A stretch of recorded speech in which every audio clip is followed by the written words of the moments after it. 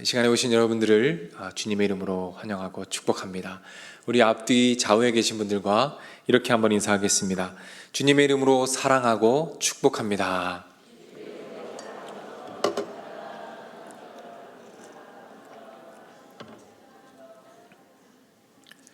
네, 감사합니다. 여러분들을 주님의 이름으로 환영하고 또한 축복하고 사랑합니다. 여러분들은 이 성실함이라는 단어를 들을 때 어떤 이미지가 떠오르십니까? 성실하다라는 말을 들을 때 그 이미지가 긍정적이십니까? 아니면 부정적이십니까? 제가 기도 제목을 들어보면 이 자녀들의 배우자 기도 제목이 참 많아요. 우리 아들, 딸이 좋은 믿음의 배우자를 만났으면 좋겠습니다. 이런 기도 제목들을 참 많이 듣습니다. 자녀들이 선을 보거나 소개팅을 하거나 연애를 시작하면 부모님들이 참 궁금해하세요.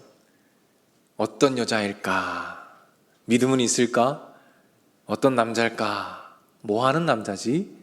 이런 궁금증이 참 많습니다. 그런데 아들들은 잘 말을 안 하잖아요. 그렇죠? 그냥 뭐 만나고 있어요. 뭐 그냥 그래요. 딸들은 조금 더 얘기를 많이 하는 것 같아요. 어느 날 아들이 소개팅을 나갑니다. 그리고 부모님이 너무 궁금해서 물어봐요. 야, 어땠어? 괜찮았어? 그때 아들이 이렇게 대답합니다. 뭐 괜찮았어요. 좀 귀엽더라고요. 뭐 이 정도로 얘기를 합니다. 딸이 소개팅을 나갔어요. 또 물어봅니다. 야, 어땠어? 괜찮았어? 딸이 얘기합니다. 뭐 착해 보이더라고. 사람 뭐 좋아 보여. 자, 이 멘트가 긍정적인 멘트일까요? 부정적인 멘트일까요? 물론 뉘앙스를 잘 보아야지만 주로 별로였다는 얘기입니다. 어설픈 칭찬인 거죠. 착해 보인다, 뭐 귀엽다, 뭐 이 정도 칭찬은 사실 별로라는 말을 에둘러서 말하는 어색한, 어설픈 칭찬입니다. 우리가 성실함이라는 말을 할 때 비슷한 느낌이 있어요. 야, 저 사람 참 성실하다라고 말할 때 우리가 때로는 어설픈 칭찬으로 하지 않나라는 생각을 합니다. 무능력함을 완곡하게 표현할 때가 있다는 것이죠. 저 사람 참 성실해 라고 했을 때 그 이면에는 저 사람 참 성실하긴 한데 별로 뭐 잘하는 건 없는 것 같아 라는 기저에 깔려있는 마음들이 있다는 것이죠. 그래서 요즘은 이 성실함이 예전처럼 매력 있지 않습니다. 그렇다면 요즘에 우리들은, 지금 시대에 살아가는 여러분들은 어떤 이야기를 듣고 싶어 할까요? 어떤 평가를 받고 싶어 하겠습니까? 그것은 바로 유능함입니다. 유능해지고 싶어 해요.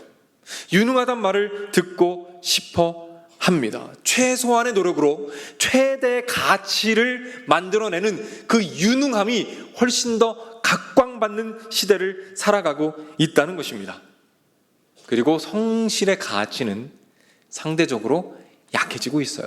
성실이 평가절하되는 시대를 살아간다는 거죠. 묵묵하게 그저 자신이 맡은 일을 꾸준히 담당하는 사람들에 대해서 때로는 무시와 답답함의 시선을 보내기도 한다는 말입니다. 유능함이 더 가치 있는 시대를 살아간다는 말이죠. 그런데 오늘 본문에는 이런 시대적 분위기와 완전히 대조되는 내용이 등장합니다. 오늘 본문의 상황을 말씀드리겠습니다. 예루살렘이 바벨론 군대에 의해서 완전히 패망합니다. 완전히 멸망해요. 이 모습을 예레미야가 바라봅니다. 그리고 마음을 찢어요. 통곡합니다. 애통합니다. 그 무너진 나라를 보며 슬퍼하고 있어요.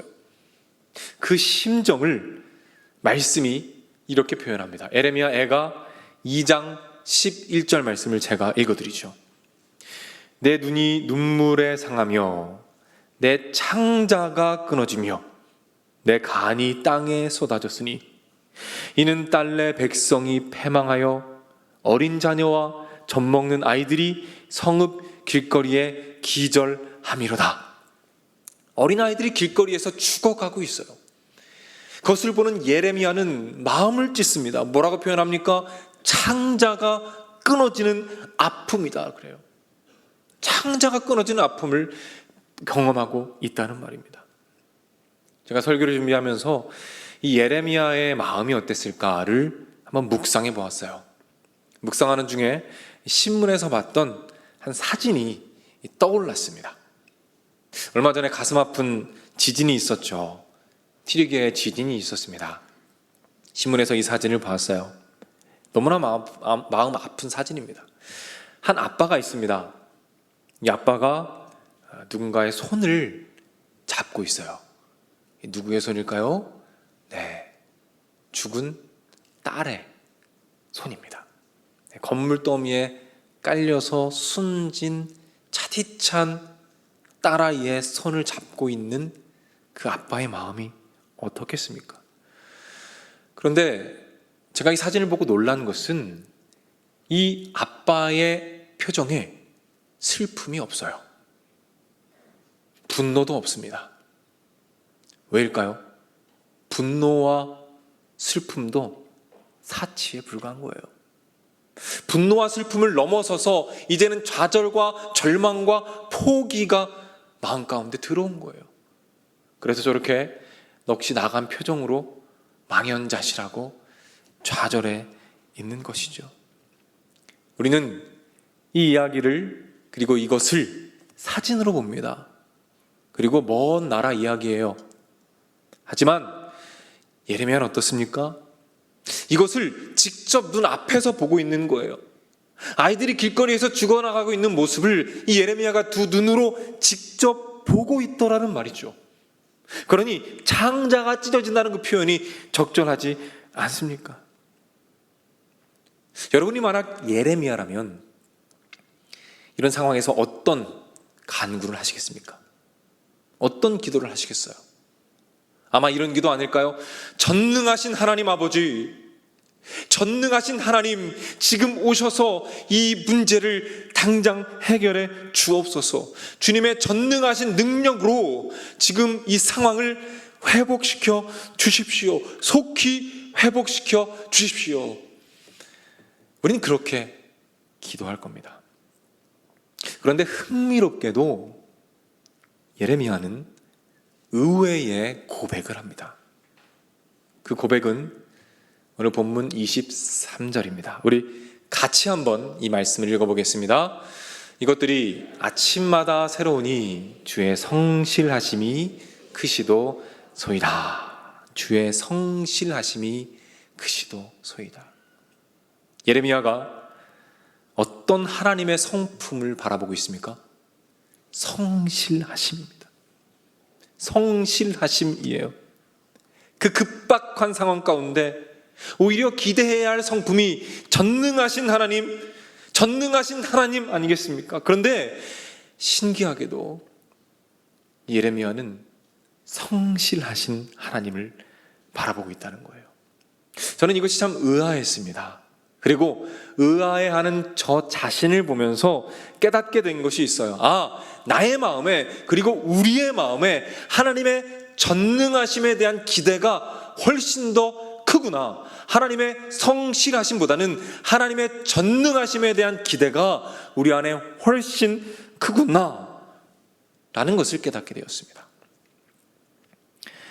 누가복음 9장에 보면 예수님께서 예루살렘에 가십니다. 가시는 중간에 사마리아라는 동네에 들려요. 그런데 그 사마리아 사람들이 예수님을 받아들이지 않는 거예요. 그래서 함께 있던 제자 요한이 이렇게 말합니다. 예수님, 저 사람들 절대로 변하지 않습니다. 소망이 없는 사람들이에요. 그러니까 지금 당장 하늘에서 불을 내리셔서 한 번에 싹 쓸어버리시죠. 주님 그 정도 능력을 있으시잖아요. 주님 전능하시잖아요. 그러니까 지금 당장 불을 내리셔서 완전히 쓸어버리십시오. 어떤 모습입니까? 예수님의 전능하심, 권능, 힘, 그리고 유능함에 집중하고 있는 모습이라는 말이죠. 우리도 마찬가지입니다. 우리에게 문제들이 있어요. 어려움들이 있습니다. 우리가 기대합니다. 하나님께서, 예수님께서 영웅처럼 멋지게 짠하고 나타나셔서 한 번에 모든 문제를 깔끔하게 해결해 주시는 거예요. 나를 변화시켜 주시고, 나의 가족을 변화시켜 주시고, 한국 교회를 변화시켜 주시고, 나의 꿈과 나의 비전과 나의 소망을 지금 당장 신속하게 전능하신 능력으로 이루어 주시기를 우리가 바란다는 것이죠. 그분의 능력과 그분의 파워와 그분의 유능함에 우리의 시선이 고정되어 있다는 것입니다. 왜 우리는 하나님의 전능하심에 더 많은 관심을 기울일까요? 왜 성실하심에는 덜 관심을 가지는 것일까요? 그것은 제가 설교 초반에 언급했던 이런 시대적 분위기와 맞닿아 있습니다. 성실함의 가치가 평가절하되는 시기, 그런 시대, 유능함을 추구하고 따라가는 시대라는 것이죠. 여러분, 개미와 배짱이 이야기 아십니까? 개미와 배짱이 유명한 이야기죠. 개미가 있습니다. 봄, 여름, 가을 성실하게 일했어요. 열심히 일해서 음식을 모았고 겨울에 어떻게 됩니까? 편안하게 잘 지냅니다. 배짱이는 어떨까요? 배짱이는 배짱이 좋아서 그런지 계속 노래만 불러요. 계속 놉니다. 그러다 어떻게 됩니까? 겨울에 큰 어려움을 겪게 됩니다. 이 이야기의 교훈이 뭘까요? 성실하게 일해라, 성실하게 준비해라, 그러면 좋은 날이 온다, 이런 이야기 아니겠습니까? 그런데 제가 자료를 찾다 보니까 현대판 버전이 있더라고요. 이 개미와 배짱 이야기의 현대판 버전, 보신 분도 있을 것 같아요. 제가 잠깐 말씀드리겠습니다. 이 일개미가 있어요. 일개미가요, 엄청 성실합니다. 아주 열심히 일해요. 그런데 이 일개미는 흙수저입니다. 왜냐하면 아빠도 일개미고 할아버지도 일개미고 조상 대대로 그냥 일개미밖에 없어요. 엄청 성실하게 일합니다. 절대로 여왕개미가 될 수가 없어요. 계속 열심히 일합니다. 그리고 최저임금만 받고 계속 그렇게 일을 해요. 그런데 배짱이는 그 친구입니다. 근데 이 친구는 노래를 좋아해요. 자기가 좋아하는 거를 그냥 즐기면서 하는 거예요. 신나게 노래합니다. 근데 심지어 노래를 잘해요. 너무 잘해요. 유능한 겁니다. 그렇게 신나게 놀다가 오디션 프로그램을, 광고를 보게 돼요. 그래서 오디션 프로그램에 나갔습니다. 근데 난리가 난 거예요. 너무 노래를 잘하니까 팬클럽이 생기고 사람들이 모이기 시작하고 TV에 나오면서 억만장자가 된 거예요. 엄청난 돈을 번 겁니다. 그때 개미는 뭐 하고 있습니까? 열심히 성실하게 최저임금을 받으면서 성실하게 일하고 있어요. TV에 배짱이가 나옵니다. 너무 부러워요. 콘서트에 가고 싶어서 꼬깃꼬깃 돈을 모아가지고 콘서트에도 갑니다. 근데 월세가 올라버린 거예요. 낼 수가 없는 거예요, 돈을. 그래서 배짱이에게 돈을 꾸러 갔어요. 배짱이는 이미 가족들과 해외여행을 떠나 있었다, 뭐 이런 이야기입니다. 이 이야기 밑에 이런 글이 달려 있었어요. 제가 읽어드리겠습니다. 이 이야기의 교훈은 개미처럼 성실히 살면, 좀 죄송한 표현이지만 그대로 그냥 읽겠습니다. 호구가 되는 세상이니 배짱이처럼 인생을 즐기자, 이렇게 써놓았더라고요. 배짱이는 유능했고 개미는 성실했습니다. 그런데 유능한 배짱이가 승자이다. 물론 그냥 웃어 넘길 수 있는 각색이죠. 하지만 저는 이 이야기를 통해서 이 시대의 가치와 정신을 읽어낼 수 있었습니다. 이 시대적 분위기를 잘 담아낸 이야기라는 생각이 들었어요. 성실하지만 무능한 개미가 아니라 게으르지만 유능한 배짱이를 닮아가고자 하는, 추구하는 이 시대인 것이죠. 그런데 참 속상한 것은 이 경향성이, 이런 분위기가 우리의 영적인 건강에도 악영향을 미치더라는 말입니다. 우리도 모르는 사이에 하나님의 전능하심과 하나님의 유능하심과 하나님의 놀라운 능력에만 관심을 가진다는 것이죠. 지금 당장 내 삶에 개입하셔서 모든 문제를 순식간에 해결해 주시는 하나님의 전능하시고 유능한 능력에만 우리의 시선이 향해 있다는 것입니다. 이런 시대를 살아가는 우리들에게 예레미야가 어디에 집중했느냐는 참으로 큰 의미를 가집니다. 예레미야가 어디에 집중하고 있습니까? 하나님의 성실하심입니다.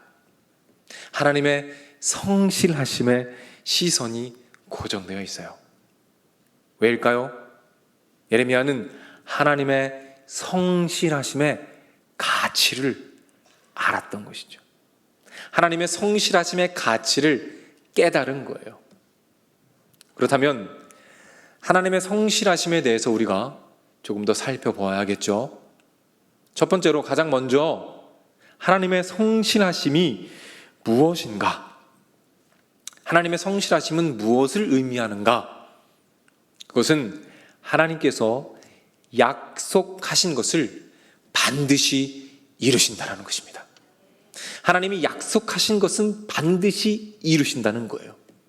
그리고 그 약속을 이루시기까지 쉬지 않고 일하신다. 이것이 바로 하나님의 성실하심입니다. 그렇다면 두 번째로, 하나님께서 어떤 약속을 주셨는가? 어떤 약속을 이루기 위하여 일하고 계신가? 그것을 예레미야 33장 9절 말씀에 이렇게 표현합니다. 제가 읽어드릴게요. 이 성읍이 세계 열방 앞에서 나의 기쁜 이름이 될 것이며 찬송과 영광이 될 것이요. 이게 하나님의 약속입니다. 어떤 말씀입니까?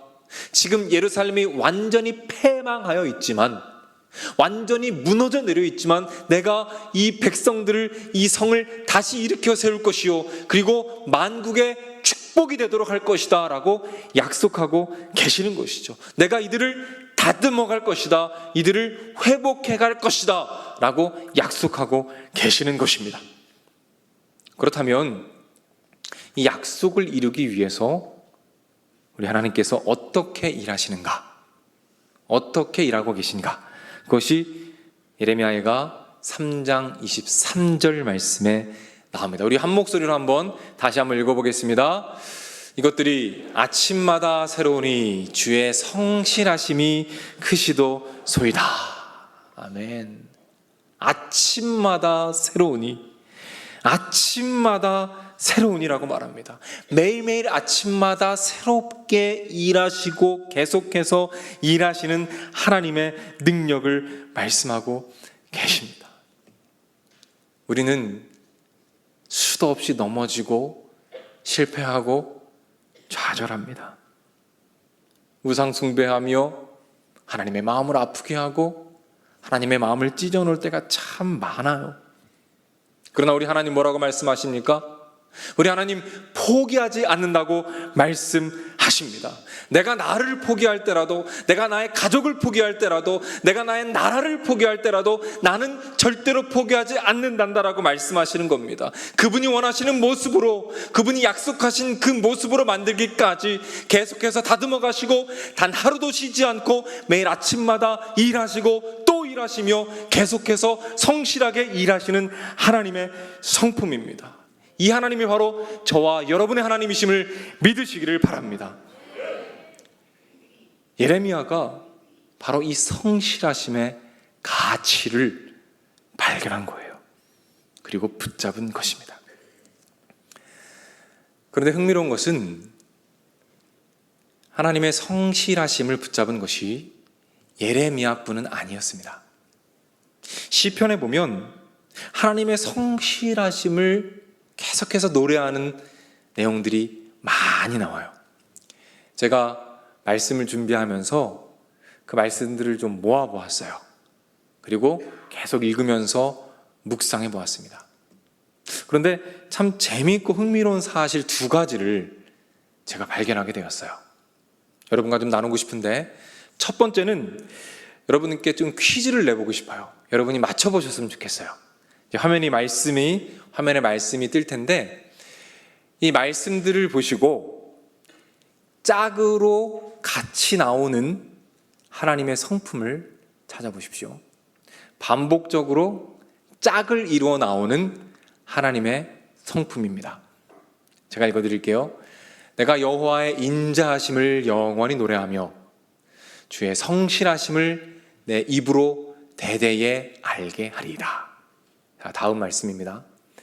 주의 이름을 찬양하고 아침마다 주의 인자하심을 알리며 밤마다 주의 성실하심을 베풀미 좋으나이다. 여러분 보십시오. 짝을 이루어 나오는 하나님의 성품이 있습니다. 무엇입니까? 인자하심과 성실함. 이제 다음 화면 보여주시겠어요? 네, 이게 바로 정답입니다. 인자하심과 성실하심. 이 두 가지가 붙어 나와요. 제가 많은 말씀들을 찾아봤는데 상당히 많은 말씀들이 이 두 가지 말씀을 함께 언급하고 있다는 것이죠. 심지어는 오늘 본문에도 인자와 성실이 함께 나옵니다. 제가 묵상해 봤어요. 하나님, 왜 말씀 가운데 이 두 가지 성품을 함께 기록해 두셨습니까? 깊이 묵상하는 가운데 제 마음에 답을 얻었습니다. 이건 저의 묵상입니다. 진리가 아니라 묵상입니다. 저에게 이런 마음을 주셨어요. 하나님의 인자하심은 무엇입니까? 그분의 완전한 사랑입니다. 완전한 사랑이에요. 그런데 그 사랑이 어떻다고요? 잠깐 불타다가 끝나는 게 아니라 계속 이어진다는 것이죠. 성실하게 이어진다는 것입니다. 여러분, 우리도 사랑할 수 있어요. 그렇죠? 우리도 사랑할 수 있습니다. 하지만 문제가 무엇입니까? 우리는 잠깐 사랑할 수 있지만 우리가 배가 고파지고 우리가 스트레스를 받고 우리가 어려운 상황에 있을 때 그 사랑이 멈춰진다는 거예요. 그 사랑이 끝난다는 겁니다. 하지만 우리 하나님 어떠십니까? 그 인자하심이 성실하게 계속된다는 말씀이라는 사실입니다. 두 번째입니다. 두 번째 제가 깨달은 것이 있어요. 그것은 시편 29편 2절, 3절 말씀에 나옵니다. 화면에 말씀이 뜨면 우리가 같이 한번 보았으면 좋겠어요. 이 말씀을 제가 읽어드릴 테니까 한번 들어보시기 바랍니다. 주의 이름을 찬양하고 아침마다 주의 인자하심을 알리며 밤마다 주의 성실하심을 베풀미 좋으나이다 라는 말씀입니다. 이 말씀을 읽는데 이런 궁금증이 들었습니다. 왜 아침에 인자하심을 찬양하고 왜 밤에 성실하심을 찬양할까? 라는 의문이 들었어요. 또 주님 앞에서 묵상했습니다. 근데 주님께서 주신 깨달음이 있어요. 이거 반대로 하면 안 됩니까? 밤에 성실하심을 찬양하고 낮에 인자하심을 찬양하면 안 될까요? 반대로 해도 되는데 굳이 이렇게 하신 이유가 무엇인지 하나님께서 저에게 주신 깨달음입니다. 여러분, 아침에 하루를 시작하실 때 여러분 마음 가운데 하나님의 사랑, 그 인자하심에 대한 기대가 마음 가운데 가득하다면, 그리고 여러분이 잠자리에 들 때 하루 종일 변함없이 나와 함께 하셨던 그 주님의 인자하심, 변함없으니 그 인자하심을 마음 가운데 품고 감사할 수 있다면 그것만큼 큰 축복이 어디 있겠습니까? 제가 이 말씀들을 묵상하면서 함께 묵상했던 찬양이 있습니다. 시편 92편에 이 곡조를 붙인 찬양이에요. 이 찬양을 묵상하면서 제가 한 주간 많은 은혜를 받았습니다. 여러분 한번 생각해 보십시오. 여러분이 아침에 눈을 뜨실 때 가장 먼저 생각하는 것이 무엇입니까? 가장 먼저 어떤 생각을 하십니까? 혹시라도 어제 있었던 속상한 일들, 어제 했던 실수들, 그날 있을 힘든 일들, 나를 눈물 짓게 하는 사람들, 혹시라도 그것들을 생각하십니까? 만약 이 가사처럼 주의 인자하심에 대한 기대가 마음 가운데 가득해서 내가 아침에 일어날 때에 그 기대에 흠뻑 젖어서 일어날 수 있다면 얼마나 좋을까요? 여러분이 이불을 깔고 잠자리에 드실 때에, 여러분 이불을 깔고 눕자마자 무슨 생각을 하십니까? 어떤 생각을 하십니까? 그날 들었던 상처되는 말들, 표정들, 그날 했던 실수들, 또 후회들, 내일 있을 힘든 일들, 혹시 그런 것들이 마음에 가득하지 않으십니까? 만약에 찬양의 가사처럼 잠자리에 누웠을 때 그날 하루 전체를 함께 하셨던 그 하나님의 신실하신 그 사랑, 그 성실하신 사랑이 마음에 가득해서 그 감사한 마음에 평안하게 잠을 들 수 있다면, 그리고 그 품에서, 예수님의 품에서 포근하게 잠을 자고 꿈속에서도 예수님을 만날 수 있다면 여러분 얼마나 행복할까요? 이 시간 우리가 이 찬양을 한번 부르고, 이 기대를 가지고 이 찬양을 부르고 계속 말씀을 나눌 텐데요, 우리 기도하는 마음으로, 또 기대하는 마음으로 함께 찬양했으면 좋겠습니다.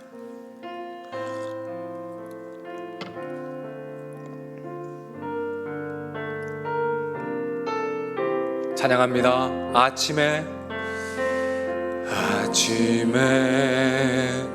주의 인자하심을 나타내시며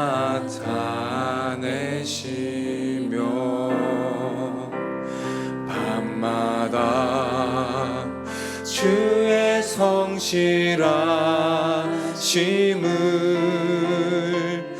베풀미 좋으나, 아침에 주의 인자하심을, 아침에 주의 인자하심을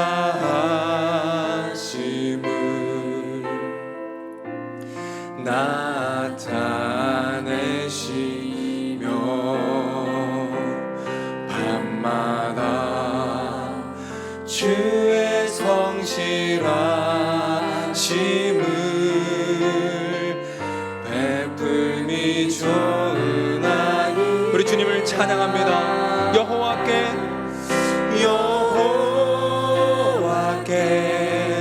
감사하며 주의 이름을 찬양,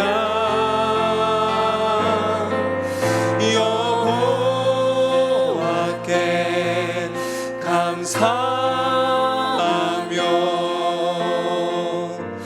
주의, 다시 한번 찬양합니다. 여호와께 감사하며, 여호와께 감사하며 주의 이름을 찬양,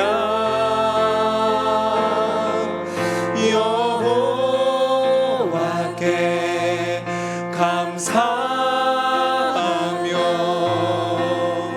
마지막으로 주님을 찬양하며 감사로 나아갑시다. 여호와께 감사하며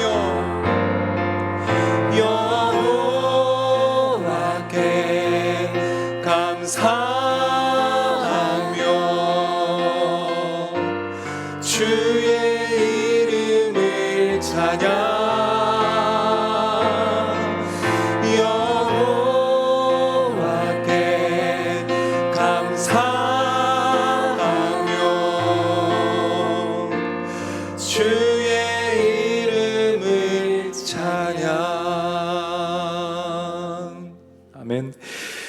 이 말씀과 찬양 가운데 함께 하시는 그 하나님의 사랑이 여러분의 삶의 실제가 되기를 주님의 이름으로 축복합니다. 아멘. 아멘. 오늘 하나님께서 이 설교를 통해서 저와 여러분들에게 원하시는 것은 무엇일까요? 무엇을 우리에게 원하시겠습니까?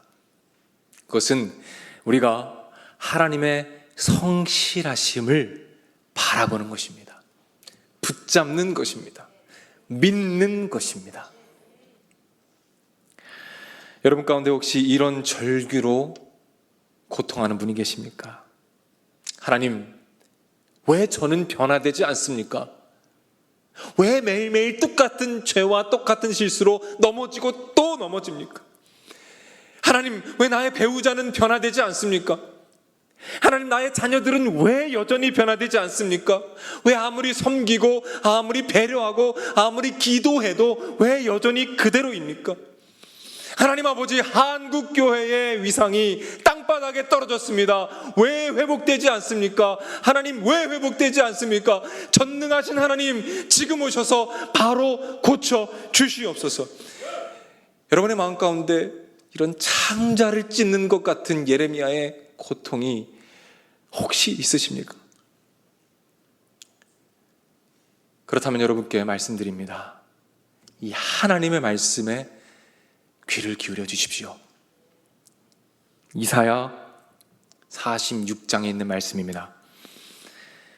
배에서 태어남으로부터 내게 안겼고, 배에서 태어남으로부터 내게 안겼고, 태에서 남으로부터 내게 업힌 너희여, 너희가 노년에 이르기까지 내가 그리하겠고, 너희가 백발이 되기까지 내가 너희를 품을 것이라.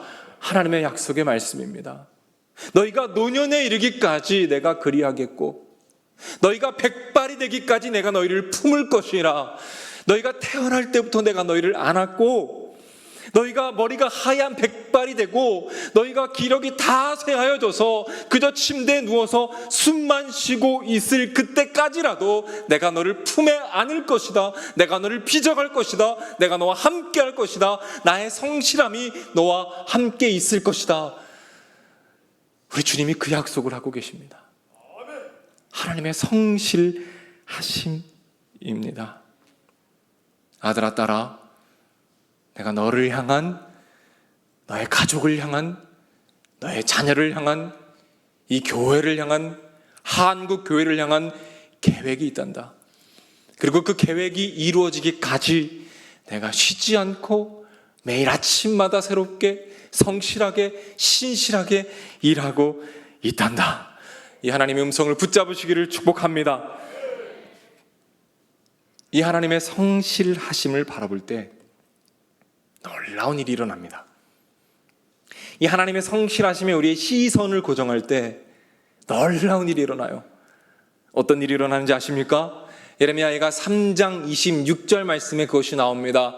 사람이 여호와의 구원을 바라고 잠잠히 기다림이 좋도다. 잠잠히 기다림이 좋도다. 잠잠히 기다림이 좋도다. 하나님의 성실하심을 바라볼 때 우리가 그때야 비로소 잠잠히 기다릴 수 있는 것입니다. 그때 인내할 수 있는 것입니다. 세상이 말하는 극기와 달라요. 세상이 말하는 이를 악물고 버티는 것과는 다릅니다. 하나님의 품 안에서 잠잠히 하나님의 일하심을 바라며 기대하고 인내할 수 있게 되는 것입니다. 우리가 인내하며 주님의 성실하심을 바라볼 때 우리 하나님 쉬지 않으실 것입니다. 그분의 약속을 이루기까지 일하실 것을 믿으시기를 바랍니다. 우리는 하나님의 일하심을 보게 될 것입니다. 우리가 변화될 것입니다. 우리의 자녀들이 변화될 것을 믿으시기를 바랍니다. 땅에 떨어진 한국교회 위상이 다시 세워질 것을 믿으시기를 바랍니다. 그때까지 하나님께서 쉬지 않으심을 기대하며 성실하게 나아가시기를 부탁을 드립니다. 사랑하는 여러분, 하나님은 포기하지 않으셨는데 혹시 여러분이 먼저 포기한 영혼은 없으십니까? 여러분이 먼저 포기한 공동체는 없으십니까? 여러분이 먼저 포기한 나라는 혹시 없으십니까? 기도하시겠습니다.